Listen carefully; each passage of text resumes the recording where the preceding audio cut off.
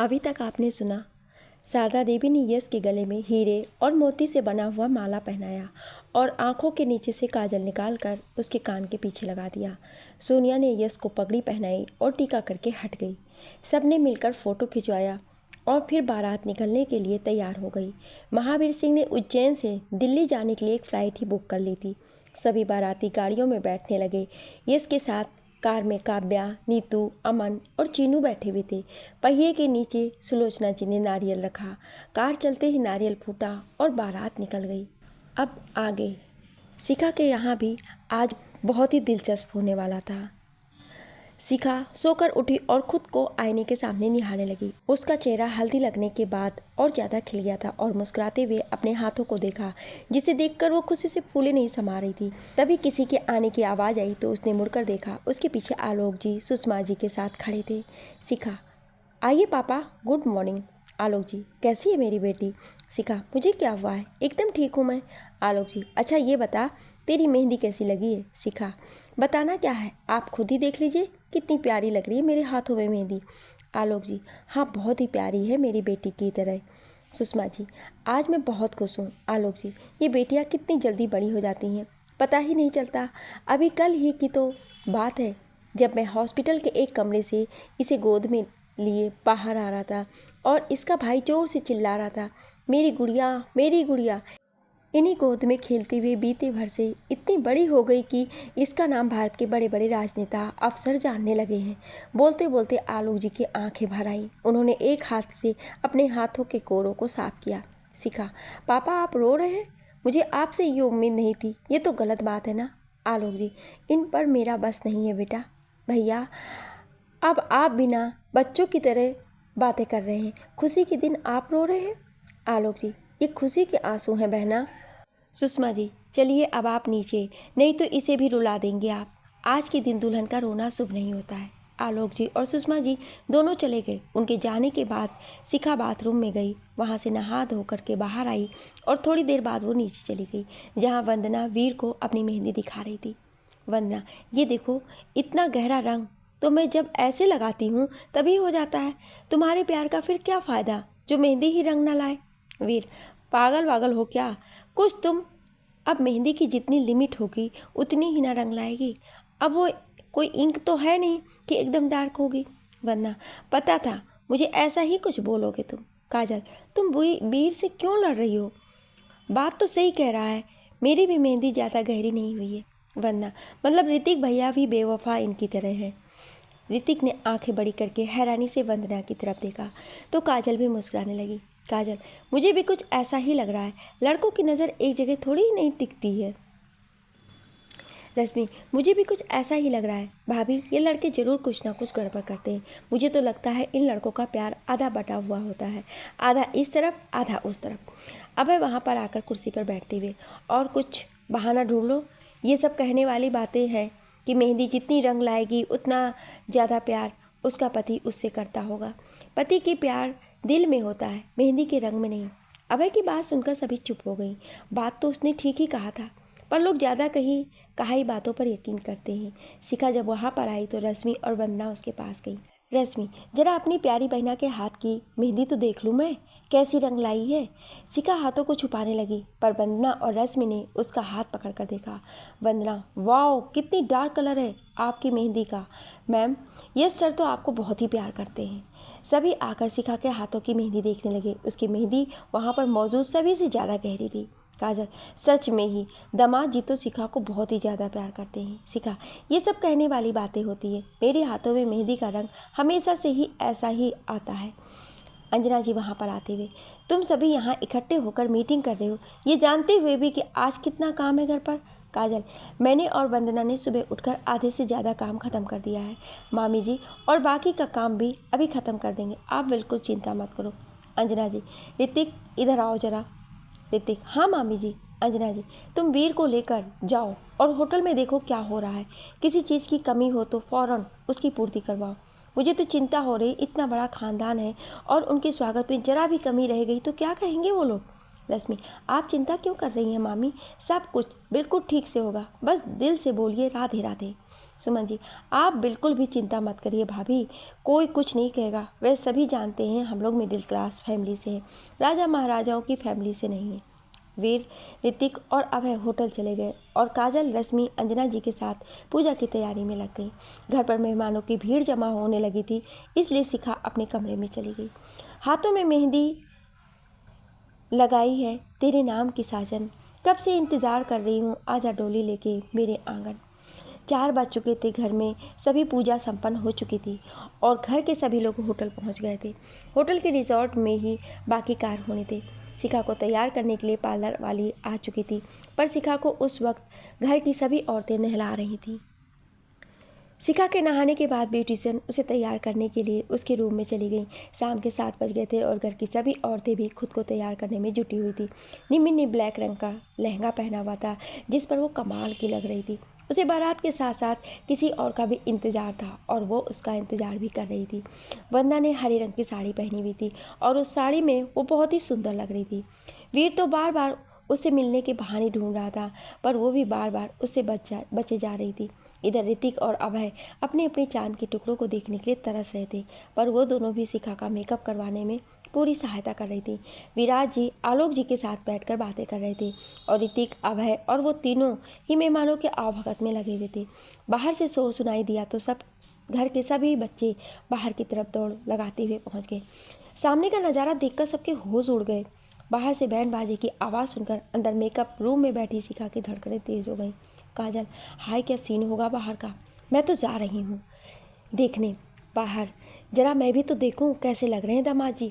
रश्मि, धड़कनें बढ़ रही हैं, वो करीब आ रहा है, खुश नसीबी बन के मेरे वो करीब आ रहा है। सच में शिखा ऐसा ही है ना कुछ। शिखा ने कुछ नहीं कहा और उसने सिर झुका लिया। काजल, चल देखते हैं कैसी बारात लेकर आए हैं दूल्हे राजा। काजल और रश्मि ने शिखा को वहीं बिठाकर रूम के बालकनी पर गईं, जहाँ से सामने का गेट दिखाई दे रहा था। पूरे होटल में चारों तरफ लाइट लगी हुई थी और लाइट का फोकस सीधे बारात पर थी। बारात के आगे यश के परिवार वाले नाच रहे थे और तरह तरह के हजारों बैंड वाले अपनी धुन में गीत और संगीत का अनोखा प्रदर्शन कर रहे थे। सबकी धुन एक साथ मिल रही थी और धुन में गाना बज रहा था, आगे बाराती पीछे बैंड बाजा, आए दूल्हे राजा गोरी खोल दरवाजा। बारात के बीचों बीच यश 5 घोड़ों वाले रथ पर बैठा हुआ था। उसके साथ चीनू और अमन बैठे हुए थे। रथ के दाएं और बाएं 2-2 हाथी खड़े थे, जिन्हें बहुत ही सुंदर तरह से सजाया गया था। हाथियों के ऊपर बैठे लोग पुष्प वर्षा कर रहे थे। सबके बीच में बैठा यश ऐसे लग रहा था जैसे तारों के बीच में चंद्रमा। दिलावर सिंह और महावीर सिंह दोनों ही नोट की गड्डियाँ अंधाधुंध उड़ाए जा रहे थे। काजल, वाओ, आज से पहले मैंने कभी ऐसी बारात नहीं देखी। रश्मि, अरे शाही परिवार जो ठहरा और जीजा जी शिखा से कितना प्यार करते हैं, वो तो आप जानती हैं ना भाभी। काजल और रश्मि ने मुड़कर देखा तो शिखा भी उनके पीछे चुपके से खड़ी होकर अपने होने वाले साजन को देख रही थी। रश्मि, अरे तू कब आई यहाँ पर, अगर किसी ने तुझे देख लिया तो क्या कहेंगे। शिखा ने चाहते हुए भी अंदर चली गई और बेड पर बैठ गई। अंश, काव्या, नीतू, शशांक और अच्छे रिश्तेदारों के साथ कूद कूद कर नाच रहे थे और शिखा के घर वाले उन्हें अंदर आने का इंतजार कर रहे थे। निम्मी तो अंश को देख रही थी। उसने लाल रंग की शेरवानी पहन रखी थी, जिसमें वो काफ़ी हैंडसम लग रहा था। महावीर सिंह ने सबको रुकने का इशारा किया तो सभी बाराती रुक गए। यश रथ से उतरा और खड़ा हो गया। राजन और शशांक दोनों उसके साथ आगे आगे चलने लगे। आलोक जी और विराज जी ने महावीर सिंह और दिलावर सिंह का माला पहनाकर स्वागत किया। आलोक जी हाथ जोड़ते हुए, आपका स्वागत है राजा साहब। महावीर सिंह ने आलोक जी का हाथ पकड़ लिया और बोले, संबंधी एक दूसरे के गले मिलते हैं, हाथ नहीं जोड़ते। बोलते हुए उन्होंने आलोक जी को गले लगा लिया। विराज जी, आने में कोई दिक्कत तो नहीं हुई आप लोगों को। दिलावर सिंह, अच्छे काम के लिए थोड़ी दिक्कत भी हो जाए तो क्या हो गया। आलोक जी ने सभी बारातियों को अंदर चलने का आग्रह किया तो सभी अंदर रिसॉर्ट में चले गए। अंदर पहुंचने के बाद सभी बैठ गए और इतनी दूर के सफ़र की थकान मिटाने लगे। होटल के स्टाफ ने सभी लोगों के लिए नाश्ता का प्रबंध किया। निम्मी और राखी यश से मिलने के लिए उसके पास आईं। निम्मी, वाह जीजू, आप तो बिल्कुल राजकुमार लग रहे हैं और क्या एंट्री थी आपकी। यस, राजकुमार तो हम पहले भी थे और अब भी, और रही बात एंट्री की तो क्या करें, तुम्हारी बहन भी तो कोई छोटी मोटी हस्ती तो है नहीं, इसलिए उन्हें ले जाने के लिए इतनी फ़ौज लेकर आनी पड़ी। निम्मी, हाँ बात तो ठीक कह रहे हैं आप। यस, तुम भी बहुत ही सुंदर लग रही हो, अपने भाई से शादी करवा दूँ तुम्हारी। निम्मी आंखें बड़ी की और अंश की तरफ उसने देखा जो लगातार उसे ही देख रहा था। यस, क्या सोचने लगी साली साहिबा। निम्मी कुछ नहीं, वरमाला का समय हो गया है, तैयार हो जाइए। यस, हम तो कब से ही तैयार बैठे हुए हैं वरमाला के लिए, तुम ये लोग नहीं बता रही हो। निम्मी वहाँ से चली गई और अंश उसे देखता रहा और सोचता रहा कितनी घमंडी है ये। ओमवीर सिंह भी बारात में आए हुए थे। आलोक जी को देखकर बोले, कैसे हैं आप भाई साहब? आलोक जी, ईश्वर की कृपा है, आप बताइए। ओमवीर सिंह, किसी भी तरह की कोई समस्या होगी तो हमें अपना समझकर ज़रूर बताइएगा। आलोक जी, जी बिल्कुल भाई साहब। ओमवीर सिंह चले गए और आलोक जी भी पंडित जी के पास चले गए। इधर यश स्टेज पर पहुंच चुका था। यश के साथ नीतू, काव्या, राजन और अंश थे। अंश, भाई एक बात पूछूं? यश, हाँ पूछ। अंश, आज की तारीख तो 12 बजे ख़त्म हो जाएगी और कार्ड पर आज की तारीख लिखी है, जबकि शादी संपन्न कल सुबह तक होगी। यश अंश को तिरछी नज़र से देखते हुए, ये फालतू बातें पूछकर मूड खराब मत कर, अभी मैं बहुत खुश हूँ। अंश, मेरा मूड तो आपकी साली ने ही खराब कर दिया है। काव्या, क्या कहा आपने भैया? अंश, मैंने कुछ नहीं कहा। नीतू, ये ज़्यादातर बातें मुंह में ही बोलते हैं, जो बहुत कम लोगों के समझ में आता है, पर मुझे समझ आ गया है इन्होंने क्या कहा है। काव्या, क्या कहा है? नीतू, वो नहीं बताऊंगी, नहीं तो इनकी पोल खुल जाएगी। अंश कुछ कहता तभी अंधेरा हो गया और फ्लैश लाइट एक ही जगह जलनी शुरू हो गई। सामने शिखा खड़ी थी, उसके दाएं और बाएं तरफ लाइन से होटल के स्टाफ हाथों में जलती लैंप लेकर चल रहे थे। उसने गहरे लाल रंग का लहंगा पहना हुआ था, सिर पर चुनरी, माथे पर मांग टीका, नाक में बड़ी सी नथनी, आगे आंखें काजल से भरी हुई, पलकों पर हल्का सा मेकअप, होठों पर गुलाबी लिपस्टिक, गले में हीरे मोती से बने हार पहने हुए शिखा चली आ रही थी। उसने हाथों में बाजुओं तक चूड़ी पहन रखी थी। अंधेरे में लाइट की सीधी रोशनी उस पर पड़ रही थी, जिस वजह से उसने पलकें नीचे कर रखी थी। उसके साथ रश्मि, काजल, वंदना और निम्मी चल रही थी। शिखा आज जैसी लग रही थी, यश ने उसे आज से पहले कभी ऐसा नहीं देखा था। सबकी नज़रें शिखा पर थी। आज शिखा किसी महारानी से कम नहीं लग रही थी। यश तो आज पागल हुए जा रहा था। शिखा धीरे धीरे यश की तरफ बढ़ रही थी और म्यूजिक की धुन अलग ही सुनाई दे रही थी। शिखा स्टेज तक पहुंच गई, तब भी यश उसे देखता ही रह गया। नीतू ने यश को हिलाकर हाथ देने का इशारा किया तो यश ने शिखा की तरफ हाथ बढ़ाया। शिखा ने यश का हाथ पकड़ा और ऊपर आ गई। सबने तालियां और सीटियां बजानी शुरू कर दी। शिखा ने नज़रें उठाकर यश की तरफ देखा तो शिखा के चेहरे पर एक हल्की सी मुस्कान आ गई। यश सीधा खड़ा रहा और शिखा वरमाला पहनाने के लिए इंतजार कर रही थी और अब नीचे झुके पर यश सीधा खड़ा था। सभी खड़े होकर हंस रहे थे। शिखा ने जब यश को घूर कर देखा तो यश ने तुरंत नीचे गर्दन कर ली। शिखा ने यश गले में वरमाला डाल दिया। उसके बाद यश ने भी शिखा को वरमाला पहनाया और उसके कान में धीरे से बोला, बहुत ही सुंदर लग रही हो मेरी जान। शिखा को यश की बात पर हंसी आ गई और उसने सिर नीचे कर लिया। दोनों एक साथ स्टेज पर रखी कुर्सी पर बैठे और एक एक करके घर के सभी लोगों ने उनको आशीर्वाद देना शुरू किया। दूर दूर से आए मेहमानों ने शिखा को गुलदस्ते और गिफ्ट्स भेंट की। शादी में पुलिस डिपार्टमेंट के बड़े बड़े ऑफिसर, पॉलिटिशियन और शहर की कई बड़ी हस्तियां भी आई हुई थी। बलराज ठाकुर अपनी पत्नी सुधा देवी के साथ स्टेज पर आए। सुधा देवी ने यश के कान खींचे और शिखा को हीरो का हार गिफ्ट किया। बलराज ठाकुर, तुम्हारे लिए हमने कुछ अलग सोचा है, उसे तुम गिफ्ट समझ लेना या हमारा प्यार। यस, क्या सोचा है आपने? बलराज ठाकुर, जब हमारे घर में बहू को लेकर आओगे तो तुम्हें बताऊंगा, अभी तुम सस्पेंस में ही रहो। सुधा देवी शिखा से, अगर तुम्हें ये बदमाश परेशान करे तो तुम इसकी शिकायत मुझसे कर सकती हो, इसे तो मैं मिनट से पहले ही सुधार दूंगी। शिखा, जी मम्मी जी। सुधा देवी, अब घूमना फिरना बंद कर दो। सुबह घर से निकले तो ये याद रखें कि तुम्हें शाम को घर भी आना है। यस, हाँ याद रहेगा। बलराज ठाकुर और सुधा देवी नीचे चले गए। उसके बाद घर के सभी लोगों ने फ़ोटो खिंचवाने शुरू कर दिए। सबके फ़ोटो खींच जाने के बाद डिनर के लिए दूल्हा और दुल्हन को ले जाया गया। घर के सभी कपल्स जोड़े बनाकर डिनर करने के लिए टेबल पर बैठ गए। बीच में शिखा के साथ यश, रश्मि के साथ अभय, काजल के साथ ऋतिक, वीर के साथ वंदना और निम्मी बैठने जा रही थी तो उसके बगल में अंश बैठ गया। एक बार फिर इत्तेफाक से राजन और काव्या भी आजू बाजू में बैठ गए। इसके साथ चीनू और शिखा के साथ अमन बैठा हुआ था। राखी और नीतू भी एक साथ चेयर पर बैठी हुई थी। शशांक और अक्षय यश से बड़े थे, इसलिए वो दोनों बड़े लोगों के साथ डिनर कर रहे थे। टेबल पर बैठते ही यश खाने पर टूट पड़ा। मटर पनीर, चावल, रायता, पापड़, पूरी, छोले, गुलाब जामुन, बर्फ़ी, टिक्की, सलाद सब उसने अपने आगे रख लिए और गपागप खाना शुरू कर दिया उसने। सभी उसे हैरानी से देख रहे थे कि ये क्या हो रहा है। अब जब यश ने खाना शुरू कर दिया तो सभी ने खाना शुरू कर दिया। शिखा ने गुस्से से यश को देखा और अपने सामने से उसने पूरी और सब्जी अपने प्लेट में रखी और बहुत ही धीरे धीरे खाना शुरू कर दिया उसने। यश ने जब उसे देखा तो बोला, खाने में प्रॉब्लम हो रही है तो मैं खिलाऊं? शिखा, आप अपना ही पेट भर लो, दूसरों को तो बाद में देखना। इतनी देर से खा रहे हो, जब पेट भर गया तो इधर नजर गई आपकी। शिखा की बात सुनकर यश उसे देखता रहा और सोच रहा था कि आप क्या बोलो, और मैंने ऐसा क्या किया जो ये मुझे मुंह टेढ़ा करके बात कर रही है। काजल, दामाद जी, आपको ऐसा नहीं करना चाहिए था। ये सबकी तरफ देखकर क्या नहीं करना चाहिए था? रश्मि, यही कि आपको पहला निवाला शिखा को खिलाना था। ये रस्में होती हैं, पर आप तो। रश्मि की बात सुनकर यश का मुंह खुला का खुला रह गया और वो अब शिखा की तरफ देखने की हालत में नहीं था। निम्मी, इसकी सज़ा तो आपको मिलेगी जीजू, आज नहीं तो शादी के बाद आपको मिलेगी ज़रूर। अभय, अब तो एक ही रास्ता है आपके पास। यस, कौन सा? अभय, कोई गज़ल या शायरी आती हो तो सुना दीजिए, क्या पता मान जाए शिखा। यस ने शिखा की तरफ देखा तो उसने एक बार और मुँह टेढ़ा कर लिया। यस, अजी रूठ कर जाइएगा कहाँ, जहाँ भी जाइएगा हमें ही पाइएगा। सभी ने एक साथ वाह वाह वाह। शिखा, राजा, ये छोटी छोटी शायरी से बात नहीं बनने वाली है सर। काव्या, आपको आती है तो आप ही सुना दीजिए कोई। काव्या ने तंज कसते हुए राजन को कहा। राजन सोचते हुए, तू हाथ पकड़ ले, अब भी तेरा हो सकता हूँ मैं। भीड़ बहुत है इस दुनिया में, खो सकता हूँ मैं। पीछे छूटे साथी मुझको याद आते हैं, वरना इस दौड़ में सबसे आगे हो सकता हूँ मैं।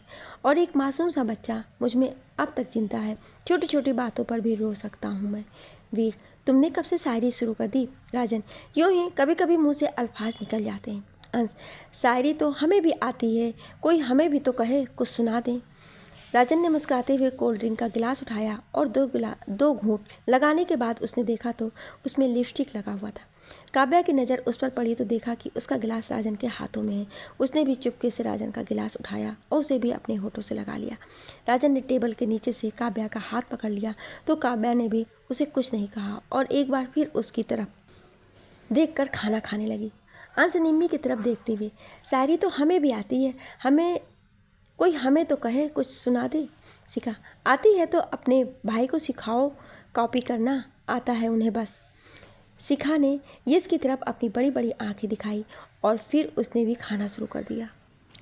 अंश ने सोचा थोड़ा मस्ती कर लूँ। निम्मी के साथ उसने अपने पैर जूते से बाहर निकाले और निम्मी के पैर पर लगाया। अचानक पैरों पर कुछ लगा तो निम्मी डर गई और उसका हाथ सामने रखे पानी के गिलास पर लगा और गिलास का सारा पानी अंश के ऊपर गिर गया।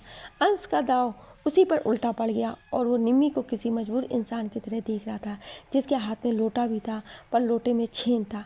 काजल, क्या हुआ और ये क्या किया तुमने? अंश के कपड़ों पर सारा गिलास गिरा दिया तुमने। रश्मि, तेरा ध्यान कहाँ रहता है, हमेशा उटपटांग हरकतें करती रहती है। निम्मी, सॉरी, वो कोई चीज़ मेरे पैरों को छूकर निकल गई, शायद कोई चूहा होगा। अंश, कोई बात नहीं, मैं साफ करके आता हूँ। अंश ने जाने के लिए अपने जूतों को पैरों से खोजना शुरू किया पर उसके जूते उसे मिल ही नहीं रहे थे।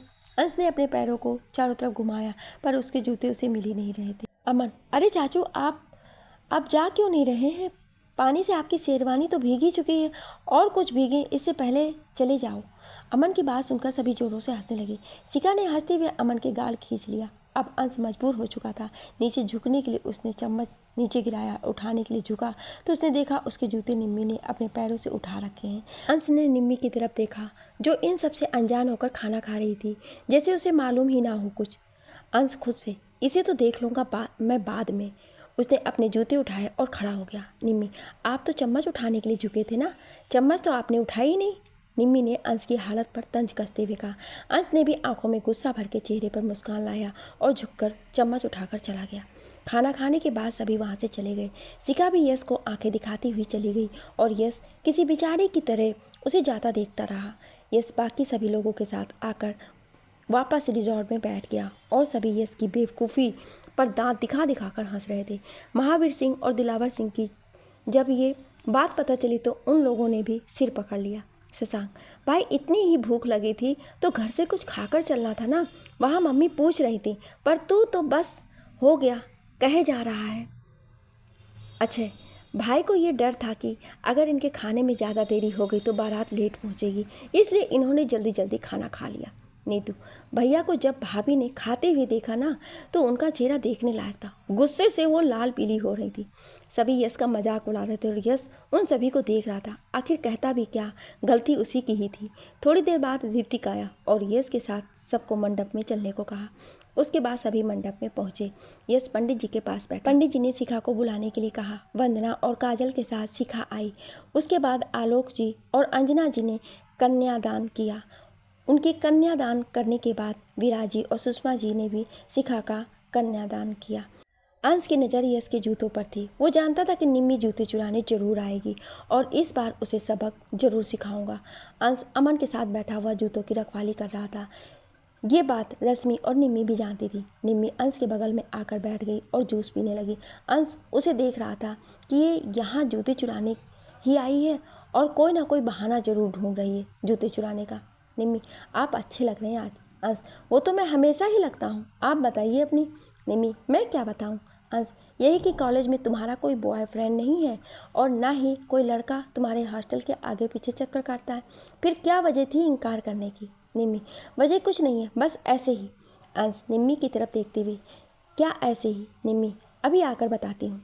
निम्मी वहाँ से उठकर चली गई और उसके जाने के बाद अंश ने जूतों की तरफ देखा तो जूते वहाँ से गायब थे। अंश, बातों ही बातों में टोपी पहनाई गई और हमने पहन भी लिया। चालाक लोमड़ी, देख लूँगा इसे। कन्यादान के बाद फेरे शुरू हुए। यश ने शिखा का हाथ पकड़कर सभी फेरे पूरे किए।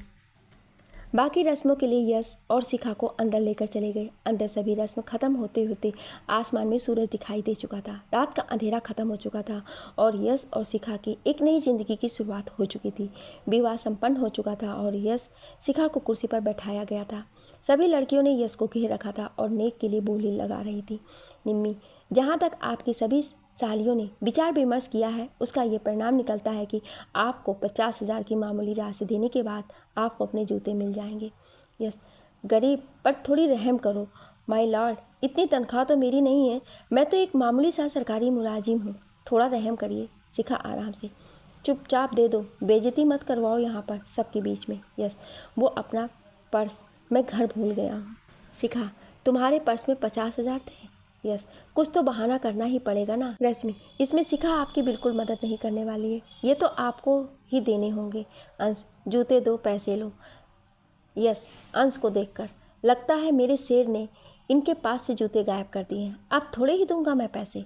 अंश ने शिखा की तरफ हंसते हुए देखा।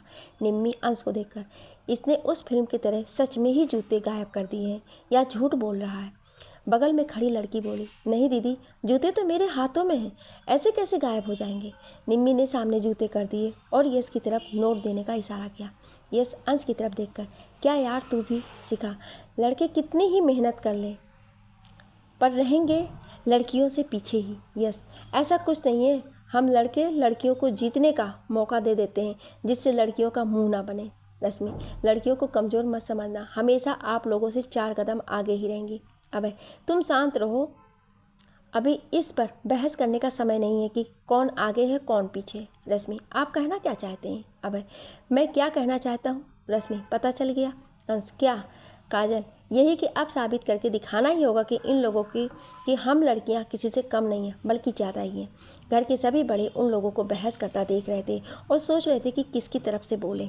आलोक, बात को यहीं पर विराम देते हैं और ये कोई समय नहीं है इन बातों पर बहस करने का। महावीर सिंह, हमारी बेटियां भी बेटों से कम नहीं हैं बल्कि ज़्यादा ही हैं। ये बात तो श्री कृष्ण भगवान ने भी कहा है, एक नारी ही है जो अपने सामर्थ्य से समस्त ब्रह्मांड को चला सकती है। दिलावर सिंह ने यश के हाथों में पैसे दिए जिसे यश ने निम्मी के हाथों में दे दिए। निम्मी, वो तो मैं ऐसे ही कह रही थी, ये पैसे आप ही रखिए, हमें तो बस आप दोनों खुश चाहिए हमेशा। यस, ये नेक होता है, लेना तो पड़ेगा ही तुम्हें। निम्मी, ऐसा है तो ठीक है। निम्मी ने उसमें से 500 के 2 नोट निकाले और बाकी सब यश को वापस कर दिए। अब विदाई का समय नज़दीक आ गया था। शिखा का सभी सामान जब पैक हो रहा था तभी अंजना जी और आलोक जी की आंखें भर आई थी। आलोक जी शिखा के पास गए जो बैठी हुई थी। अपने पापा को देखकर उसकी आंखें भर आई थी। शिखा रोते हुए, पापा, हमेशा लड़कियों को ही क्यों हमेशा कुर्बानी देनी पड़ती है, पहले घर की फिर अपने आज़ादी की। आलोक जी, अगर लड़कियां कुर्बानी ना दें बेटा तो इस पृथ्वी पर जीवन का अंत हो जाएगा। आलोक जी, चलो बेटी, सब इंतज़ार कर रहे हैं। शिखा उठी और आलोक जी के साथ चल दी। उसके आंखों से आंसू गिरने लगे। उसने आलोक जी को पकड़ लिया और रोने लगी। शिखा को रोता देख आलोक जी भी खुद को नहीं रोक पाए और वो भी रोने लगे। रूम के बाहर सभी इंतजार कर रहे थे कि आलोक जी शिखा को लेकर आ रहे हैं। सुषमा जी ने अंदर जाकर देखा तो आलोक जी और शिखा एक दूसरे को पकड़कर रोए जा रहे थे। उन्हें यूँ रोता देखकर सुषमा जी की भी आंखें भर आईं और भर्राए हुए गले से बोली, भैया बाहर सभी इंतजार कर रहे हैं। सुषमा जी और आलोक जी के साथ शिखा को ले आईं, जो उन्हें पकड़ पकड़ कर चल रही थी और रोए जा रही थी। बाहर संगीत वाले संगीत बजा रहे थे, जिसमें उनका दुख साफ नजर आ रहा था कि वो कहना क्या चाहते हैं। अंजना जी का भी बुरा हाल था। वो भी चेयर पर बैठकर रो रही थी। शिखा उनके पास आई और उनकी गोद में सर रखकर बैठ गई। म्यूजिक वालों ने भी अपनी धुन को गाने में बदल दिया था, जिसमें एक बहुत ही इमोशनल गाना बज रहा था। मैया तेरे आंचल की मैं हूँ एक गुड़िया रे, तूने मुझे जन्म दिया तेरा घर क्यों बेगाना है। अंजना जी ने उसके माथे को चूमा और उसका सिर सहलाती रही। निम्मी, रश्मि, काजल सबकी आंखें भर आई थीं। काजल ने शिखा को उठाया। ऋतिक, सब इंतजार कर रहे हैं, शिखा चलो। शिखा, करने दो, मैं नहीं जाने वाली कहीं। ऋतिक, चलना तो पड़ेगा ही ना बेटा। ऋतिक ने शिखा को उठाया और अपने साथ लेकर चलने लगा। शिखा को ऋतिक, काजल, रश्मि तीनों कार के पास ले गई। कार में बैठने से पहले शिखा ने निम्मी को गले लगाया और उसके आंसू पोंछे। शिखा, मम्मी पापा का ख्याल रखना अब तेरी जिम्मेदारी है। मैं तो अब पराए घर की तो हो गई हूँ, अब तुझे ही सब कुछ देखना है। अब बड़ी हो गई है तू, बच्चों वाली हरकतें छोड़ देना अब और रोना बंद कर। मुझे भी रोना आ रहा है। निम्मी, मैं कहाँ रो रही हूँ, मेरे आंसू खुद ही निकल रहे हैं बार बार। शिखा ने जाते समय एक बार फिर सबको गले लगाया और कार में बैठ गई। कार चल दी। बाहर खड़े आलोक जी, अंजना जी की आंखों से एक बार फिर आंसुओं की बारिश होने लगी। शिखा ने रोते हुए यश के कंधों पर अपना सिर रख दिया और आंखें बंद कर ली। यश, जितना रोना है रो लीजिए बेगम साहिबा, आज के बाद आपकी आंखों में कभी आंसू नहीं आने दूंगा मैं। शिखा, जानती हूँ। यश, जानती हो तो क्यों रो रही हो। यश ने शिखा के गालों पर किस किया और उसे अपने गले लगा लिया। वो माँ बाप बहुत ही किस्मत वाले होते हैं जिन्हें कन्यादान करने का मौका मिलता है। बेटियाँ भाग्य से नहीं, सौभाग्य से होती हैं। उज्जैन, पूरी हवेली को फूलों से सजाया गया था। दरवाजों पर बैंड बाजे वाले खड़े थे। कितनी ही औरतें बैठकर स्वागत गीत गा रही थी। दूर दूर से मेहमान हवेली पर आए हुए थे। पूरी हवेली खचाखच मेहमानों और बच्चों से भरी हुई थी।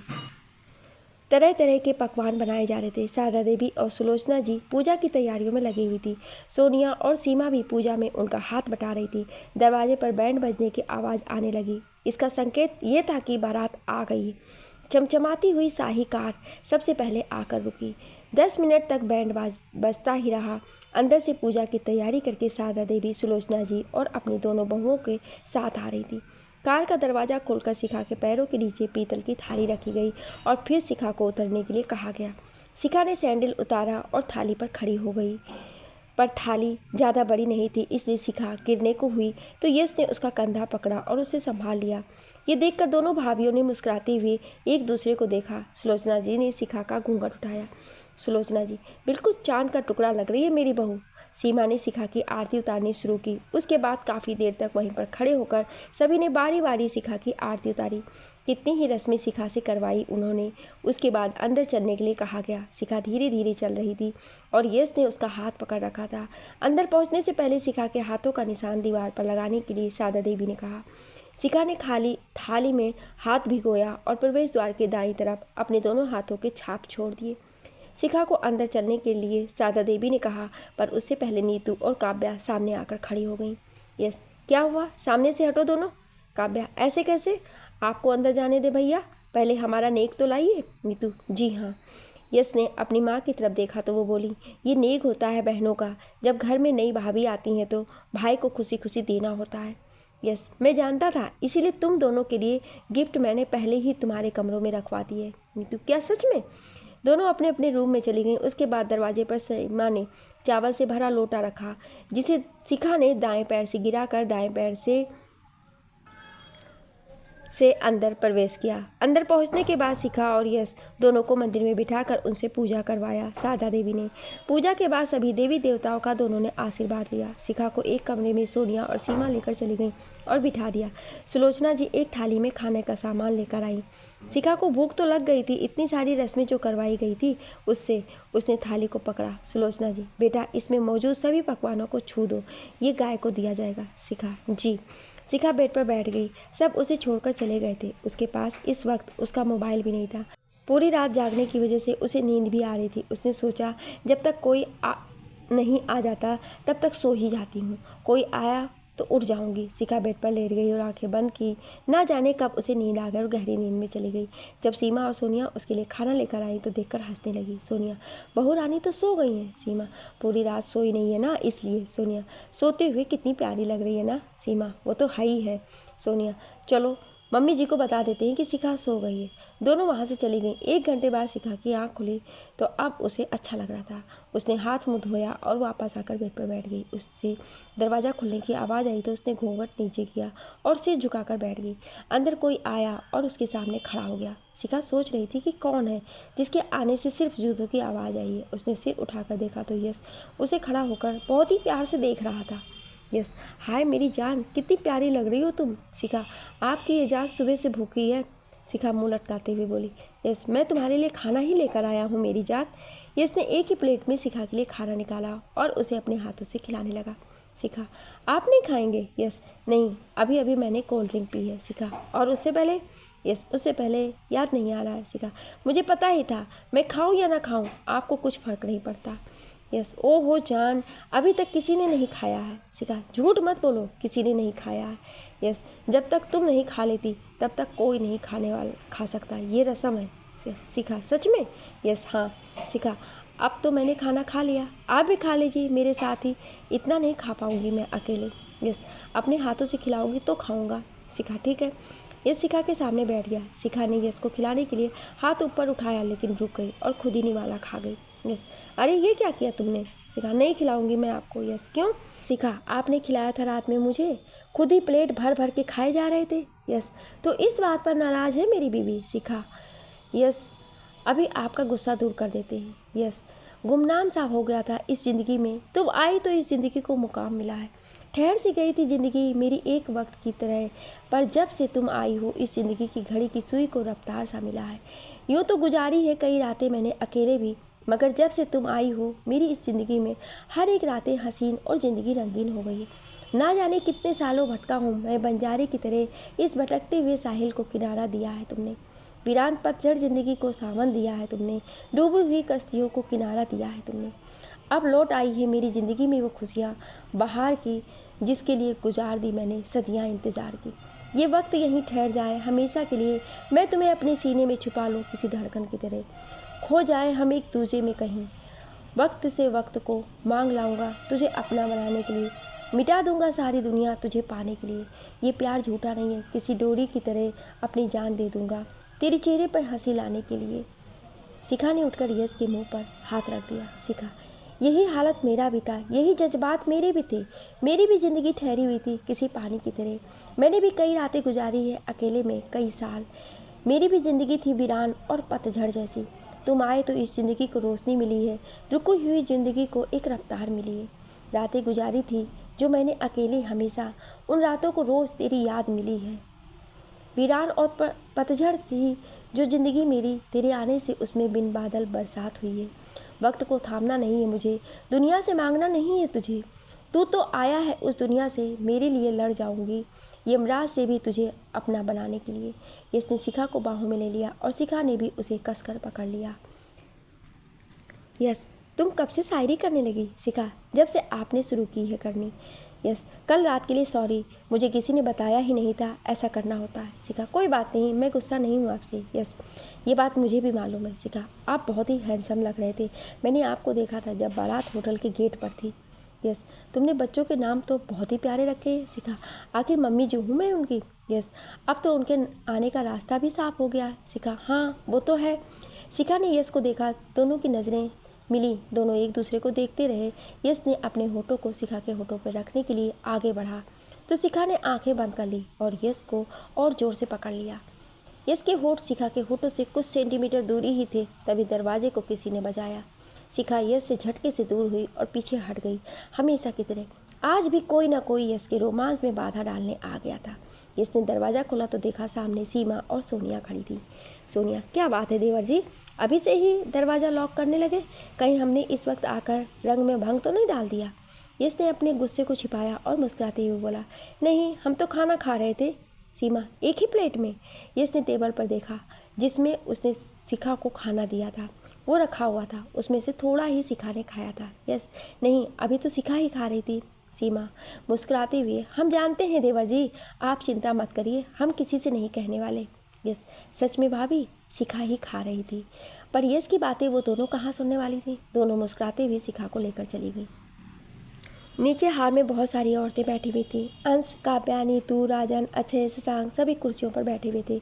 यश और शिखा को अंगूठी ढूंढनी थी। यश और शिखा दोनों नीचे बैठे हुए थे। उनके सामने एक बड़े परात में दूध रखा हुआ था, जिसमें सोनिया ने अंगूठी डालकर पूरे दूध में घुमा दिया। सोनिया, जिसे पहले अंगूठी मिली, घर में उसी का राज चलता है हमेशा। अब ये देखते हैं किसे अंगूठी मिलती है। यश खुद से, मुझे मिले या ना मिले, मुझे तो पता ही है किसका राज चलने वाला है हमेशा। नीतू, आपके और अच्छे भैया ने जब ये कंपटीशन किया था तो किसे मिली थी? सोनिया, मुझे मिली थी। अच्छे ने सोनिया की तरफ देखा। सोनिया, पर मैंने अंगूठी इनकी तरफ कर दी तो इन्हें मिल गई। शारदा देवी, वो तो सभी को पता है किसने किसकी तरफ की थी अंगूठी। काव्या, मुझे याद है भाभी, आपके हाथ डालते ही अच्छे भैया ने मिनट से पहले ही ढूंढ लिया था। सोनिया, अब अपनी अपनी ही बताओगे सब या इन दोनों को भी ढूंढने दोगे? अंश, राजन से भाभी को ही मिलेगी, देख लेना। राजन, वो तो सबको ही पता है। शिखा और यश ने अंगूठी ढूंढनी शुरू कर दी। लगभग 10 मिनट तक दोनों ही उसमें हाथ डाले रखे। यश का हाथ शिखा की तरफ गया तो वो यश की तरफ देखने लगी और यश ने अपना हाथ बाहर निकाल लिया। सोनिया, क्या हुआ, अंगूठी कहाँ है? यश, जिसके पास होनी चाहिए थी उसके पास है। शिखा हाथ बाहर ही नहीं निकाल रही थी और उसने सिर नीचे कर लिया था। सभी शिखा की तरफ देखने लगे कि ये क्या हो रहा है, शिखा हाथ बाहर क्यों नहीं निकाल रही है। यश मुस्कुराते हुए शिखा की तरफ देख रहा था और शिखा सिर नीचे करके बैठी हुई थी। सबके कहने पर शिखा ने जब हाथ बाहर निकाला तो उसकी तर्जनी उंगली में यश ने अंगूठी पहना दी थी। अंगूठी देखकर सब खुशी से चिल्लाने लगे। अंश, अरे वाह भाई, कमाल कर दिया आपने तो। काव्या, ओ। शारदा देवी ने यश के कान पकड़ लिया और खींचते हुए बोली, ये सब इसका किया धरा है, शर्म तो इसे है ही नहीं कि इसके बड़े भी यहाँ पर हैं। यस, सगाई पर भी तो सब बड़े थे, उस समय तो किसी ने कान नहीं पकड़ा था मेरा। सुलोचना जी, बेटा अब सुधर जा, शादी हो चुकी है तुम्हारी। यस जी माता जी, बिल्कुल, मैं तो कब से सुधरने की कोशिश कर रहा हूँ पर दिल गलती कर बैठता है। शारदा देवी, शिखा बेटा, अगर इसने तुम्हें परेशान किया तो तुम मुझसे कहना, इसे मैं सुधारूंगी। शिखा ने हाँ में सिर हिला दिया। उसके बाद एक एक करके सभी वहाँ से चले गए। रात को संगीत का प्रोग्राम होने वाला था। नीतू और काव्या शिखा को यश के रूम में लेकर चली गई। अंदर जाने के बाद शिखा ने देखा तो पूरे रूम को गुलाब के फूलों से और रंग बिरंगी लाइट से सजाया गया था। शिखा को दोनों ने बेड पर बिठाया और दरवाज़ा लगाकर वो भी उसके पास बैठ गई। काव्या, तो कैसा लगा आपको हमारा घर भाभी? शिखा, घर नहीं हवेली बोलो। काव्या, जो भी आप समझो, कैसा लगा आपको? शिखा, बहुत ही बढ़िया।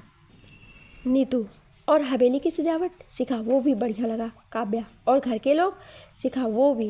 नीतू, पृथ्वी भैया को आपने जब पहली बार देखा था तो कैसी फीलिंग आई थी? शिखा, कैसी भी नहीं, मुझे तो शुरुआत में आपके भैया बहुत ही कार्टून टाइप के लगे।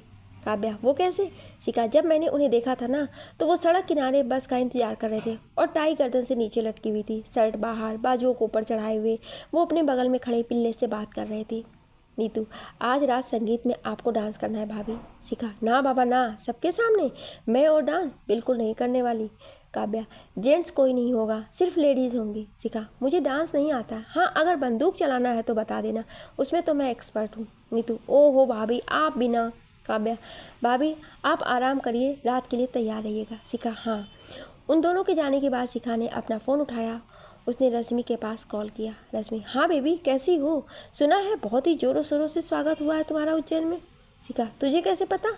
रश्मि, तेरी स्वागत की पूरी वीडियो हम सभी देख चुके हैं। शिखा, मम्मी पापा कैसे हैं, रो तो नहीं रहे थे ना? रश्मि, मामा और मामी तो बहुत खुश हैं, बस थोड़ी देर तक वो लोग रो रहे थे, पर जब उन्हें वहाँ का लाइव टेलीकास्ट दिखाया तो वो लोग बहुत ही ज़्यादा खुश हो गए। शिखा, और निम्मी?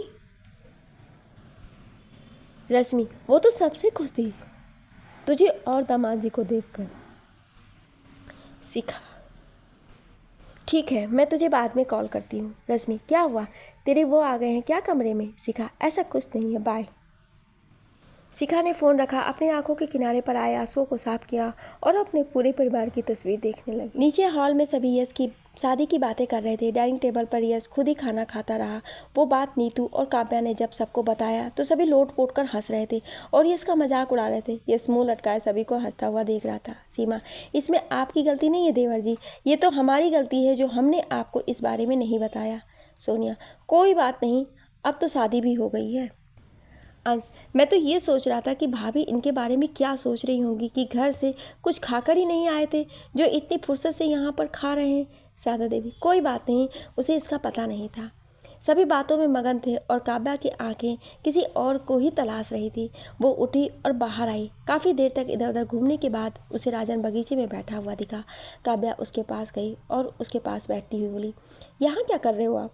राजन घर वालों के बीच में बाहर वाले का क्या है, मैं आज हूँ कल नहीं। काव्या राजन के पास बैठते हुए, ऐसी बातें क्यों कर रहे हैं आप? राजन मैं कल जा रहा हूँ। काव्या इतनी जल्दी, अभी तक तो आप ठीक भी नहीं हुए हैं। राजन 10 दिन तो हो गए हैं यहाँ पर रहते हुए, अब क्या सारी उम्र यहीं रोकने का इरादा है तुम्हारा? काव्या नहीं। काव्या थोड़ी उदास हो गई और उसने सिर नीचे कर लिया। राजन मैं जा रहा हूँ वापस आने के लिए। काव्या मतलब? राजन मतलब ये कि मैं 22 साल बाद वापस अपने घर जाऊंगा, अपनी माँ और दादाजी के पास। दादाजी की तबीयत ठीक नहीं है आजकल। काव्या तो कब जा रहे हैं आप? राजन कल सुबह। काव्या आपने वापस आने वाली बात क्यों कही? राजन इस बार अपनी फैमिली को लेकर आऊँगा तुम्हारे घर, तुम्हारा हाथ मांगने। काव्या खुश हो गई और भागती हुई आकर राजन के गले लग गई। राजन ने भी उसे अपनी बाहों में पाल लिया। रात को खाना खाने के बाद सभी औरतें एक साथ संगीत के लिए बैठ गईं। शिखा सीमा और सोनिया के साथ बैठी हुई थी। माइक एक एक औरत के हाथों में दिया जा रहा था और वो औरत गाना गा रही थी। रात के 12 बजे संगीत खत्म हुआ। शिखा बहुत थक गई थी। सीमा उसे उसके रूम तक छोड़ने गई और उसके हाथों में दूध का गिलास देते हुए बोली, जाइए देवर जी आपका इंतज़ार कर रहे होंगे। शिखा ने हाँ में सिर हिलाया और अंदर आते हुए सोच रही थी कि रात के 12 बज रहे हैं, वो तो सो चुके होंगे। पर जैसे ही वो अंदर पहुंची तो देखा यश बेड पर लेटा हुआ था और उसे देखकर मुस्कुरा रहा था। शिखा ने दूध का गिलास टेबल पर रखा और बोली, आप सोए नहीं अभी तक? यश उठकर आते हुए, ऐसे कैसे, आज की रात का इंतज़ार तो मैं पीछे 1 साल से कर रहा हूँ। शिखा इंतज़ार तो अभी आपको और करना होगा, मुझे नींद आ रही है, हटिए मुझे सोने दीजिए। यस अरे भूल गई क्या, आज हमारी फर्स्ट नाइट है। शिखा हाँ तो? यस तो क्या जानती नहीं हो कुछ? शिखा नहीं। यस ठीक है, नहीं जानती हो तो मैं बता देता हूँ। यस ने शिखा को कसकर पकड़ा और बेड पर धक्का दे दिया। शिखा बेड पर गिर गई। यस ने अपना कुर्ता उतारा और बेड पर आकर शिखा को पकड़ते हुए, इससे पहले ही शिखा बेड से हट गई और जल्दी से दरवाजे के पास पहुँच गई। यस अरे मेरी जान, आज तो हम तुम्हें छोड़ने वाले नहीं हैं, चाहे कितना ही खुद को बचा लो।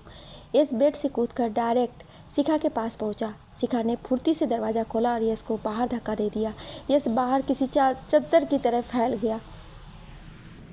उसने लेटे हुए ही शिखा की तरफ देखा तो शिखा उसे हाथों से बाय का इशारा कर रही थी। यश झटके से उठा और अंदर घुसने के लिए भागा। शिखा ने दरवाज़ा बंद कर दिया और यश दरवाजे से टकरा गया। यश अरे ये क्या बात हुई, दरवाज़ा खोलो। शिखा वो तो अब नहीं खुलेगा।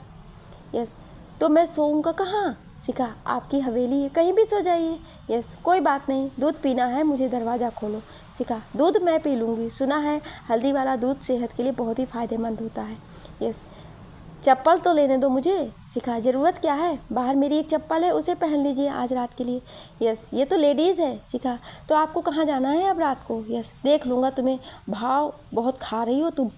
शिखा ठीक है, गुड नाइट, सुबह मिलते हैं। यस ये गुड वाली नाइट रखो अपने पास, जा रहा हूँ मैं। शिखा ठीक है जाओ। यस सच में जा रहा हूँ मैं। शिखा तो जाओ ना, रोका किसने है? यस ने बाहर पड़ी चप्पल पहनी जो छोटी भी थी और चल दिया। तभी दरवाज़ा खुला। यस वापस भागकर अंदर आने के लिए आया। तभी उसके मुंह पर उसका कुर्ता आकर लगा। उसने कुर्ता हटाया और सामने देखा तो दरवाज़ा बंद हो चुका था। यस का मूड खराब हो चुका था। उसने अपना कुर्ता वापस पहना और गेस्ट रूम की तरफ चल दिया। यस सीढ़ियों से नीचे उतर रहा था, तभी उसे अंश मिल गया। अंश अरे भाई आप यहाँ क्या कर रहे हैं? यस कुछ नहीं, वो कॉफ़ी बनाने जा रहा हूँ। अंश कॉफ़ी कौन पिएगा आप रात को? यस मैं पीऊँगा। अंश, काफ़ी पीने से नींद नहीं आती है, जानते हो ना? यस, हाँ वो भी बहुत ही अच्छे से। अंश, तो क्या पूरी रात जागने का इरादा है? अंश, वो भाई तू जाकर अपना काम कर, बेवजह मेरा दिमाग मत चाट। अंश हंसते हुए चला गया और यश उसे गुस्से से देखता रहा। यश दिल के अरमा आंसुओं में बह गए। गेस्ट रूम में जाकर वो सो गया। इधर शिखा भी हल्दी वाला दूध पीकर सो गई। सपने में भी उसे यश ही नजर आ रहा था, उसे बार बार परेशान करता हुआ। कितनी बार तो उसे लगा कि वो उसके बगल में लेटा है और उसे बार बार छेड़ रहा था। अगली सुबह शिखा की रसोई थी, इसलिए वो जल्दी उठ गई और नहाने के बाद आकर अपने बाल बना रही थी तो किसी ने दरवाज़ा खटखटाया। शिखा ने दरवाज़ा खोला तो देखा यश मुँह लटकाए खड़ा था और गुस्से से उसे देख रहा था। उसे देखकर शिखा को हंसी आ गई। यश उसे देखकर कुछ नहीं बोला और आकर बेड पर लेट गया। शिखा आईने के सामने खड़ी होकर बाल बना रही थी और यश उसे बेड पर लेटे देख रहा था। शिखा ने ब्लू कलर की नेट वाली साड़ी पहन रखी थी जिसमें वो बहुत ही खूबसूरत लग रही थी। उसने बालों की चोटी बना रखी तो किसी नागिन की तरह उसकी कमर तक आ रही थी। शिखा तैयार होकर यश के पास आई तो यश ने करवट बदल ली और सोने का नाटक करने लगा। शिखा वहीं खड़ी हो गई और यश को देखने लगी। उसी समय दरवाजे पर काव्या आई शिखा को बुलाने के लिए। काव्या, गुड मॉर्निंग भाभी। शिखा, गुड मॉर्निंग। काव्या, वाओ भाभी आप तो कमाल की लग रही हो। शिखा, थैंक्स। काव्या, चलो नीचे मम्मी आपको बुला रही हैं। शिखा, ठीक है। शिखा काव्या के साथ बाहर आ गई और फिर अचानक रुक गई। शिखा, एक सेकंड में आई। शिखा अंदर गई और देखा तो यश अभी भी लेटा हुआ था। शिखा ने उसके माथे पर किस किया और बोली, सॉरी जान, रात के लिए जानती हूँ आपको बुरा लग रहा होगा, पर मैं अभी तैयार नहीं हूँ इन सब के लिए। शिखा ने यश के बालों पर हाथ फेरा और चली गई। उसके जाते ही यश ने आंखें खोल ली। तो रात भी तो बता सकती थी, यूं कमरे से बाहर निकालने का क्या ड्रामा था। शिखा नीचे मंदिर में पहुंची। उसने पूजा किया और सभी घर के बड़े लोगों का आशीर्वाद लिया। उसके बाद शारदा देवी उसे रसोई में लेकर चली गई। शारदा देवी, आज तुम्हारी पहली रसोई है बेटा, तुम्हें खाना बनाना तो आता ही है ना? शिखा, जी हाँ मम्मी जी। शारदा देवी, तो बेटा छोले मटर पनीर पूरी और मीठे में खीर बना लेना। तुम्हारी मदद के लिए बिमला तुम्हारे साथ रहेगी। शारदा देवी, बना तो लोगी ना तुम ये सब? शिखा, जी हाँ। शिखा घर की नौकरानी बिमला के साथ खाना बनाने लगी। उसने सब्जी में जब तड़का दिया तो खुशबू पूरे हॉल में फैल गई। 8 बजे के करीब यश तैयार होकर किचन में आया। उसने शिखा की तरफ देखे बिना ही फ्रिज से बोतल निकाला और गिलास में पानी डालने लगा। शिखा ने उसके सामने से गिलास उठा लिया और बोली, सुबह सुबह ताज़ा पानी पीना चाहिए। यश बाहर जाने लगा तो शिखा ने उसका हाथ पकड़ लिया। शिखा, यूँ नाराज़गी अच्छी नहीं साहब, कॉफ़ी पियेंगे? यश फिर से कुछ नहीं बोला और बैठ गया। शिखा यश के लिए कॉफ़ी बनाने लगी। पूरियाँ तलने के बाद बिमला बाहर चली गई और शिखा ने यश को कॉफ़ी बना कर दिया। यश ने फूंक मारकर एक घूंट पी। शिखा, कैसी बनी है? यश, फीकी है। शिखा ने यश के गालों पर किस किया। शिखा, अब? यश, थोड़ी मीठी हुई है। शिखा ने फिर से यश के गालों पर किस कर लिया। शिखा, अब? यश, अभी भी कुछ कमी है। शिखा, ठीक है, वो भी दूर कर देते हैं। शिखा ने यश को धक्का देकर कुर्सी पर बिठाया और खुद उसके गोद में बैठ गई। उसके चेहरे के करीब पहुंचकर बोली, उसके नाक से अपने नाक को छुआ। कोई आने लगा तो शिखा उठकर बैठ गई। यश भी उठकर खड़ा हो गया। अंदर नीतू आई थी। नीतू, भाभी बहुत ही अच्छी खुशबू आ रही है, क्या बना रही हो आप? शिखा, बना नहीं रही हूँ, बन गया है। शिखा की नज़र यश के गाल पर पड़ी तो उसके गालों पर 2-2 जगह लिपस्टिक के निशान थे। शिखा, आपके गाल पर लिपस्टिक लग गई है। यश ने नीतू के देखने से पहले अपने हाथ गाल पर रख दिए। नीतू, कॉफ़ी किसकी है ये? शिखा, ये कॉफ़ी मैंने तुम्हारे भैया के लिए बनाई थी। नीतू, अब मैं पीऊँगी। नीतू ने उठाकर एक घूंट पिया और वापस कप को नीचे रखती हुई बोली, ओ भाभी, इसमें तो बिल्कुल भी चीनी नहीं है। शिखा ने यश की तरफ देखा तो यश मुस्कुरा रहा था। सुलोचना जी अंदर आई और शिखा की तरफ देखकर बोली, सब कुछ तैयार हो गया बेटा? शिखा, जी हाँ, सब कुछ तैयार हो गया है। सुलोचना जी, ठीक है, मैं बिमला से कहकर लगवाती हूँ। सुलोचना जी जाने लगी तभी उनकी नज़र यश पर पड़ी। सुलोचना जी, पृथ्वी, तू कब यहाँ पर आया और ये तूने अपने हाथ गाल पर क्यों रखे हैं? यस, कुछ नहीं, ऐसे ही। नीतू, भाभी ने थप्पड़ तो नहीं मार दिया ना सुबह सुबह? शिखा ने आंखें बड़ी करके नीतू की तरफ देखा तो नीतू मुंह पर हाथ रखकर हंसने लगी। सुलोचना जी, चुप, कुछ भी कहती रहती है हमेशा। यस बाहर चला गया। बाहर निकलते ही उसे दिलावर सिंह मिल गए। दिलावर सिंह, पृथ्वी आओ बेटा, कुछ बात करनी है तुमसे। यस, अभी आया पापा, एक काम ख़त्म करके। दिलावर सिंह, वो काम बाद में कर लेना, पहले ये काम ज़रूरी है। यस, ठीक है पापा। दिलावर सिंह यश के साथ हॉल में मौजूद सोफे पर बैठ गई। दिलावर सिंह, आगे क्या सोचा है अब तुमने?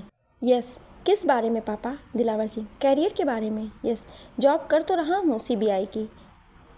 दिलावर सिंह, सारी ज़िंदगी यही करते रहोगे अब तुम? अकेले नहीं हो, तुम्हारी पूरी फैमिली है, आगे तुम्हारे भी बच्चे होंगे। शिखा, और उन बच्चों के बारे में तो कुछ तो सोचो। यस, दिल्ली जाऊंगा तो बात करूंगा अपने सर से। दिलावर सिंह, अगर तुम्हें डर लगता है तो मैं बात करूं बलराज ठाकुर से। यस, नहीं पापा, मैं कर लूँगा, आप चिंता मत करिए। दिलावर सिंह, ठीक है। यस उठकर जाने लगा तो दिलावर सिंह बोले, अब कहाँ जा रहे हो? यस, कुछ नहीं, बताया था ना एक काम करना है। दिलावर सिंह, खाना खाने के बाद कर लेना, खाना लग चुका है। यस जी पापा। दिलावर सिंह, ये तुमने अपने गाल पर हाथ क्यों रखा है? यस, वो मैं। नीतू, पापा भैया आ जाइए। दिलावर सिंह वहाँ से चले गए। उनके जाने के बाद यश ने गाल से हाथ हटाया, तभी वहाँ से महावीर सिंह गुजरे। यश ने फिर से हाथ रख लिया। वो अपने रूम में जा ही रहा था कि उसे वहीं शशांक मिल गया। शशांक, कहाँ जा रहे हो भाई? सब लोग तो खाना खाने जा रहे हैं और तुम हो कि भाग रहे हो, और ये हाथ गाल पर क्यों रखा है? यस, बस ऐसे ही। शशांक यश को बाजुओं से पकड़कर डाइनिंग टेबल पर ले गया, जहाँ पर सभी बैठे हुए थे। शिखा सबको खाना परोस रही थी। शारदा देवी, पृथ्वी, तुमने ये हाथ गाल पर क्यों रखे हुए हैं? सभी की नज़र यश पर पड़ी। नीतू काव्या के कान में कुछ बता रही थी। सोनिया और सीमा कुछ और ही सोच रही थी। यश ने शिखा की तरफ देखा कि रोमांस तो जगह देख कर तो कर लिया करो, पहले करती नहीं हो और जब करती हो तो फंसा ही डालती हो। शिखा, मम्मी जी, इनके दांतों में दर्द है। यश को तो अब बहाना मिल गया, वो जानबूझकर पूरी बहुत ही धीरे धीरे खा रहा था। शिखा, ज़्यादा दर्द है तो आपके लिए सूप बना दूँ? यस, ज़रूरत नहीं है, मैं खा लूँगा धीरे धीरे। चीनू, चाचू लगता है आपने सुबह उठकर ब्रश नहीं किया है, इसलिए आपके दांतों को कीटाणु काट रहे हैं। अमन, हाँ चाचू, मैंने भी देखा है टीवी में। यस, तुम दोनों के पास टीवी देखने के अलावा और कुछ काम नहीं है? काव्या, वाह, खाना बहुत ही टेस्टी बना है भाभी। सबने खाना खा लिया। खाना खाने के बाद महावीर सिंह उठे और शिखा के हाथों में नोटों की गड्डी देते हुए बोले, ये नेक है पूरे परिवार की तरफ से, इसे लेने से तुम मना नहीं कर सकती। खाना बहुत ही बढ़िया बना था। महावीर सिंह शिखा के सिर पर हाथ रखकर चले गए और दिलावर सिंह ने भी खाने के बाद शिखा के सिर पर हाथ रखकर चले गए। सभी जेंट्स खाना खाकर चले गए तो उसके बाद घर की लेडीज़ ने खाना शुरू किया। यश अभी भी धीरे धीरे खा रहा था। उसके बगल में शिखा बैठकर खाने लगी। शिखा को थोड़ी मस्ती सूझी। उसने अपनी सैंडल उतारी और यश के पैरों पर फेरना शुरू कर दिया। यश को गुदगुदी होने लगी। वो शिखा की तरफ देखने लगा, पर शिखा मज़े से खा रही थी। सीमा, क्या हुआ देवर जी, उधर क्या देख रहे हैं आप? यश, कुछ नहीं। शिखा, जब खाया नहीं जा रहा है तो बता देते, मैं सूप बना देती आपके लिए। यश अपने पैरों से शिखा के पैरों को पकड़ते हुए, मेरा पेट भर गया है, तुम भी खा लो अच्छे से। यश उठते हुए, मेरा हो गया। सोनिया, ठीक से खा लीजिए देवर जी, आपकी बीवी की आज पहली रसोई है और आपने कोई गिफ्ट नहीं दिया शिखा को। सीमा, गिफ्ट छोड़ो, तारीफ भी तो नहीं की इन्होंने। यश शिखा की तरफ देखते हुए, खाना बढ़िया बना है। यश चला गया और शिखा बिना उसकी तरफ देखे ही खाना खा रही थी। सीमा, मेरी जब पहली रसोई थी तो चीनू के पापा ने मुझे डायमंड का हार गिफ्ट किया था। सोनिया, और इन्होंने तो मुझे कार गिफ्ट की थी। दोनों घमंड में शिखा को चिढ़ाते हुए बोली। शिखा, गिफ्ट मायने नहीं रखता, वो कहें या ना कहें, उनके चेहरे की मुस्कान देखकर मैं समझ जाती हूँ कि वो कहना क्या चाहते हैं। ऐसे भी मैं उन्हें ही अपना सबसे बड़ा गिफ्ट मानती हूँ। जब सारी दुनिया मेरे खिलाफ थी तो सिर्फ एक ही वही थे जिन्होंने कभी भी मेरा हाथ नहीं छोड़ा। उनके लिए तो मैं 1000 करोड़ों की दौलत भी छोड़ दूँगी, एक बार नहीं, वो भी 100 बार। शिखा उठकर चली गई और वो दोनों का मुंह लटक सा गया। शिखा अपने रूम में पहुंची जहां यश उसका इंतजार कर रहा था। शिखा के आते ही यश ने उसे खींचकर अपनी बाहों में भर लिया और उसे पकड़े हुए ही बेड पर गिर गया। शिखा, ये क्या कर रहे हो? बेड टूट गया तो? यश, ये शाही बेड है, पूरे दिन रात हम दोनों लगे रहे तब भी नहीं टूटेगा। शिखा उठती हुई, शर्म तो है ही नहीं बिल्कुल भी। यश, अब शर्माने का टाइम नहीं है। यश ने शिखा को कसकर पकड़ लिया और घूम कर उसके ऊपर आ गया। शिखा ने खुद को पूरी तरह से ढीला छोड़ दिया और यश की आंखों में देखने लगी। यश भी शिखा की झील सी गहरी आंखों में खो गया और एक टक उसे देखता रहा। शिखा, क्या देख रहे हो? यश, इन आंखों की गहराई कितनी है ये देख रहा हूँ, कहीं डूब ना जाऊँ मैं इनमें। शिखा, कभी कब से बन गए आप? यश, जब से तुम्हें देखा है। नीचे से शारदा देवी की चिल्लाने की आवाज़ आई जो शिखा को बुला रही थी। शिखा, बड़ी मम्मी बुला रही हैं। यस, बुलाने दो, शिखा आ जाएंगी। यस, आने दो। तभी किसी ने दरवाज़ा खटखटाया तो यस जल्दी से शिखा के ऊपर से उठने के चक्कर में नीचे गिर गया। शिखा भी उठी और अपने कपड़े ठीक करके उसने दरवाज़ा खोला तो देखा सामने सुलोचना जी खड़ी थी। उनके हाथों में एक हीरे मोती का हार था। शिखा, मम्मी जी आइए ना, बाहर क्यों खड़ी हैं आप? सुलोचना जी, नहीं बेटा, मुझे काम है बहुत। मैं तुमसे ये कहने आई थी कि तुम तैयार हो जाओ, हमें हमारी कुल देवी के मंदिर में जाना है। शिखा, ठीक है माँ जी। सुलोचना जी चली गई। उनके जाने के बाद यश ने अपना सिर पकड़ लिया। इधर राजन अपने रूम में अपना सामान पैक कर रहा था। सामान पैक होते ही वो नीचे आया। नीचे हॉल में सभी बैठे हुए थे। महावीर सिंह, ये तुम सुबह सुबह बैग लेकर कहाँ जा रहे हो बेटा? राजन, आप लोगों के साथ इतने दिन था, बहुत अच्छा लगा। ऐसा लगा कि मैं अपने ही घर में हूँ, लेकिन अब मुझे जाना है सर। बहुत दिनों से आराम कर रहा हूँ मैं, अब ड्यूटी का समय हो गया है। महावीर सिंह, तो आज ही क्यों? तुम कल भी तो जा सकते हो। राजन, नहीं सर, मुझे जाना होगा। मेरे दादाजी की तबीयत ठीक नहीं है और अपने जीवन के अंतिम दिन वो मेरे साथ बिताना चाहते हैं। सारा देवी, अगर मेरा बेटा ध्रुव अगर जिंदा होता तो वो तुम्हारे जैसा ही होता। मैं तुम्हें जब भी देखती हूँ तुम में मुझे उसी की सूरत नज़र आती है। राजन, मुझे भी आप में अपनी माँ नज़र आती है, जो अब इस दुनिया में नहीं है। सारा देवी, ऐसा नहीं कहते बेटा, तुम्हारी माँ हमेशा तुम्हारे दिल में रहती है, इसलिए कभी उदास ना हुआ करो। राजन, जी। राजन ने महावीर सिंह और दिलावर सिंह के पैरों को छुए। सारा देवी और सुलोचना जी ने अपने पैरों को छूने के बाद उसे आशीर्वाद दिया। यश ने राजन को गले लगा लिया। शशांक, अक्षय और अंश ने भी राजन को गले लगा लिया। यश, चलो मैं तुम्हें एयरपोर्ट पर छोड़ देता हूँ तुम्हें। राजन, ओके सर। राजन शिखा के पास गया और शिखा के हाथों में उसने एक गिफ्ट दिया। राजन, यह आप दोनों को पसंद आएगी जरूर। राजन यश के साथ हवेली से बाहर निकला और कार में बैठ गया। जब वो कार में बैठा तो उसे हवेली की छत पर काव्या खड़ी नजर आई, जो उसे देखकर रो रही थी। वो अपने मन की व्यथा किसी को कह भी नहीं सकती थी, इसलिए छत पर अकेली खड़ी होकर रोते हुए राजन को अलविदा कह रही थी। यश ने कार स्टार्ट किया और कार चलाने लगा। काव्या उस कार को तब तक देखती रही जब तक वो कार उसकी आंखों के सामने से गायब नहीं हो गई। प्यार करते हैं हम आपसे, ये कह भी नहीं सकते किसी से, इस दिल में आपको छिपा रखा है, खुश हैं हम सिर्फ इसी से। ये पार्ट आपको कैसा लगा हमें कमेंट करके ज़रूर बताएं और इसके आने वाले पार्ट बहुत ही सस्पेंसफुल और रोमांटिक होंगे, इसलिए आने वाले पार्ट को ज़रूर सुनिएगा। Thank you.